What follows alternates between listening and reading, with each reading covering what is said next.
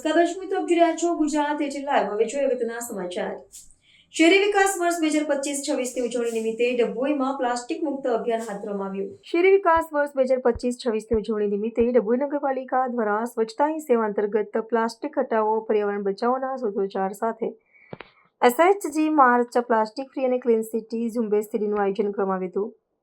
Tower ચોકથી આવેલી પ્રસ્થાન થઈ સરદારબાગ ખાતે પહોંચી સદરબાગ ખાતે નગરપાલિકાના આપવામાં આવી હતી। નગરપાલિકાના RR સેન્ટર વિશે માહિતી આપવામાં આવી હતી। સાથે નગરજનોને પ્લાસ્ટિકનો ઉપયોગ ન કરવા માટે પણ અપીલ કરવામાં આવી હતી। શહેર વિકાસ વર્ષની ઉજવણી નિમિત્તે નગરપાલિકા દ્વારા સ્વચ્છતા હી સેવા અંતર્ગત પ્લાસ્ટિક મુક્ત અભિયાન હાથ ધરવામાં આવ્યું। સાથે સાથે પ્લાસ્ટિક હટાવો પર્યાવરણ બચાવોના સંદેશ સાથે સખી મંડળની બહેનો તેમજ ડભોઈ નગરપાલિકાના પ્રમુખ બિરેન શાહ, ચેરમેન તેજલબેન સોની, મહેશભાઈ વસાવા, કિરીટભાઈ વસાવા, મહેશભાઈ પરમાર સહિત નગરપાલિકાના કર્મચારીઓ દ્વારા ટાવર ચોક ખાતેથી સરદારબાગ સુધી SHG માર્ચ પ્લાસ્ટિક ફ્રી અને ક્લીન સિટી ઝુંબેશ રેલીનું આયોજન કરવામાં આવ્યું હતું। આપણા અંગે નગરના રહીશોને પ્લાસ્ટિકનો ઉપયોગ ન કરવા માટે અપીલ કરવામાં આવી હતી। સાથે સાથે નગરપાલિકા દ્વારા રંગ ઉપર બાગ પાસે બનાવેલા RRR સેન્ટરનું પણ સખી મંડળની બહેનોને માર્ગદર્શન આપવામાં આવ્યું હતું।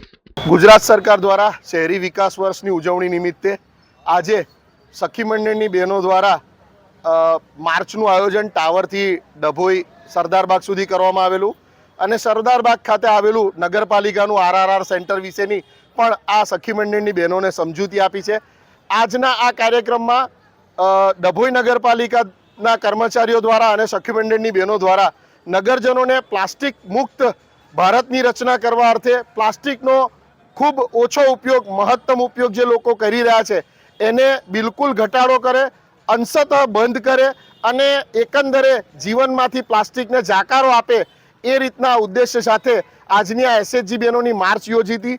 સાથે સાથે RRR સેન્ટર જે સરકારશ્રીનો કોન્સેપ્ટ છે એને આગળ ધપાવતા લોકો પોતાની નકામી વસ્તુ જે કચરામાં ફેંકે છે પણ એ અન્ય વ્યક્તિને ઉપયોગમાં આવી શકે એવી હોય તો એ RRR સેન્ટર પર જમા કરાવે, જેનાથી ગરીબ વર્ગના લોકો આ ચીજવસ્તુનો પુનઃ ઉપયોગ કરે અને દેશમાંથી જે ખૂબ મોટી માત્રામાં કચરો થઈ રહ્યો છે એ કચરા ન વધે અને વસ્તુઓ વધુમાં વધુ મહત્તમ ઉપયોગમાં આવી શકે એવી હોય તો ઉપયોગમાં આવે એ પ્રમાણેનું આજના કાર્યક્રમમાં ડભોઈ નગરપાલિકા દ્વારા આયોજન કરવામાં આવ્યું હતું।